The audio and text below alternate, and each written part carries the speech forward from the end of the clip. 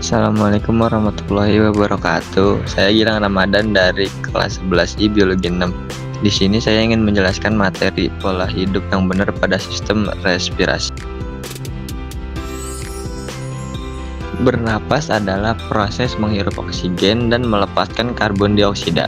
Proses ini memiliki sebutan lain, sistem pernapasan.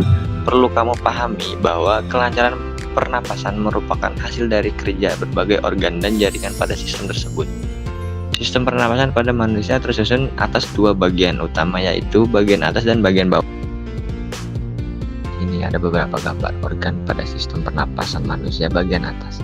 Yang pertama ada hidung, tersusun dari selaput lendir dan rambut halus, fungsinya untuk menyaring debu dan kotoran yang masuk ke rongga hidung. Kedua, sinus, rongga yang isinya udara dan berada pada sepanjang sisi hidung. Bagian ini berfungsi untuk mengatur suhu dan kelembapan udara yang kamu hirup. Ketiga, faring, organ pada sistem respirasi yang bertugas untuk menyalurkan udara dari hidung maupun mulut untuk menuju ke trakea. Keempat, ada laring, bagian berupa ruang kecil sebelum trakea yang isinya adalah pita. Selanjutnya ada pada organ bagian bawah. Yang pertama, trakea merupakan jalur napas paling utama yang menuju ke paru-paru, letaknya pada bagian bawah laring. Yang kedua, bronkus adalah cabang dari trakea yang fungsinya meneruskan udara menuju ke organ paru. Cabang paling kecil dari bagian ini memiliki sebutan bronchioles. Paru-paru yang tersusun atas jutaan alveolus, fungsi paru-paru menerima udara dari bronchioles sekaligus menjadi tempat bertukarnya oksigen dan karbon dioksida. Yang keempat ada diafragma, merupakan otot pernapasan utama yang secara berganti bisa berkontraksi dan relaksi sehingga memungkinkan udara untuk tetap masuk dan keluar dari organ paru. Selanjutnya ada cara kerja organ pernapasan pada manusia. Saat proses inhalasi atau menarik napas, diafragma dan otot antara tulang rusuk akan mengalami kontraksi. Ini akan membuat rongga dada meluas sehingga paru-paru dapat mengembang dan udara pun masuk.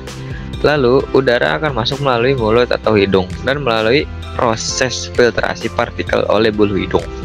Kemudian, udara akan masuk ke batang tenggorokan atau trakea. Dari trakea, udara akan masuk ke rongga paru melalui bronkus dan bronchioles yang berujung pada alveolus. Saat udara telah sampai pada bagian alveolus, proses pertukaran oksigen dan karbon dioksida pun terjadi. Proses ini berlangsung dalam pembuluh darah kecil yang bernama kapiler. Organ akan memasuki kapiler bersama sel darah merah akan menuju ke organ jantung untuk dialirkan ke semua sel dan jaringan tubuh. Pada waktu yang sama, karbon dioksida akan masuk ke dalam kapiler menuju rongga paru-paru. Setelah proses pertukaran udara selesai, tulang rusuk dan otot diafragma akan rilis kembali. Begitu pula rongga dada. Udara dengan karbon dioksida akan keluar dari alveolus dan menuju ke bronchioles, bronkus, trakea, lalu keluar dari tubuh melalui hidung. Berikutnya adalah masalah kesehatan pada organ sistem pernapasan. Yang pertama, asma. Asma terjadi karena adanya peradangan pada saluran pernapasan. Hal ini akan membuat saluran napas menyempit. Beberapa penyebabnya seperti paparan asap, alergi, udara dingin, dan polusi. Gejala yang muncul berupa sesak napas, batuk, dada terasa sesak. Yang kedua, ada flu. Selanjutnya, penyakit flu yang muncul karena infeksi virus influenza yang menyerang hidung, bagian tenggorokan, dan area paru-paru. Virus ini menyebar dan menular dari udara, kontak fisik dengan pengidap, dan benda yang sudah terkontaminasi. Yang ketiga, ada bronkis.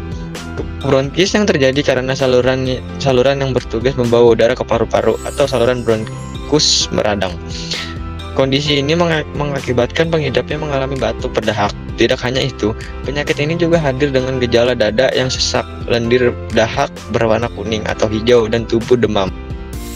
Selanjutnya ada pneumonia. Pneumonia merupakan masalah kesehatan yang muncul karena infeksi bakteri, jamur, maupun virus. Selain itu, penyakit ini juga bisa terjadi karena infeksi virus corona yang mengakibatkan seorang terserang penyakit COVID-19. Gejala dari pneumonia adalah batuk, sesak napas, menggigil, dan demam.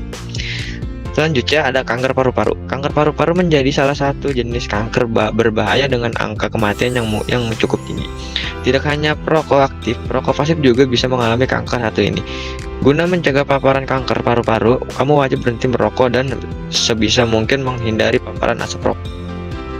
Selanjutnya ada beberapa cara menjaga organ pernapasan. Yang pertama, rutin berolahraga. Ketika tubuh aktif bergerak, sistem peredaran darah di tubuh yang kaya akan oksigen mengalir dengan lancar menuju jantung. Dari jantung, darah akan dialirkan ke seluruh tubuh yang salah satunya berfungsi membuat organ pernapasan terutama paru-paru akan terjaga kesehatan. Yang kedua, mengkonsumsi makanan bergizi. Perbanyak makanan bernutrisi yang dapat menjaga organ pernapasan, yaitu makanan yang mengandung vitamin A, vitamin C, vitamin E, zinc, kalsium, selenium, dan magnesium. Ketiga, perbanyak minum.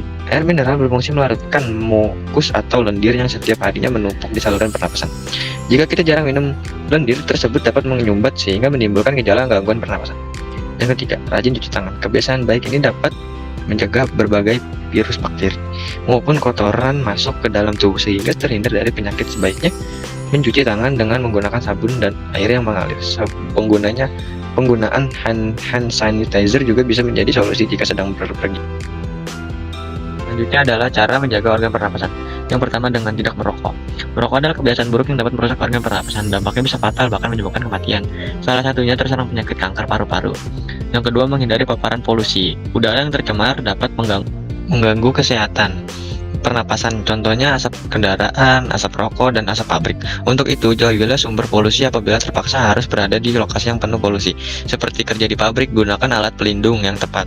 Selain itu, membuat peredaran udara bagus di rumah sendiri dengan menyediakan fasilitas membuka jendela pada pagi hari dan rajin membersihkan rumah setidaknya 1 minggu sekali. Rutin memeriksa kesehatan. Jangan tunggu ke dokter ketika ada keluhan, karena mencegah selalu lebih baik daripada mengobati. Manfaat memeriksa kesehatan secara rutin, kamu jadi tahu apabila ada tanda-tanda kesehatanmu mulai menurun, sehingga tindakan pencegahan dapat dilakukan sejak dini.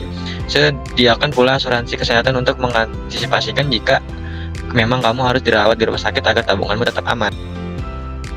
Sekian penjelasan dari saya, kurang lebihnya mohon maaf. Wassalamualaikum warahmatullahi wabarakatuh.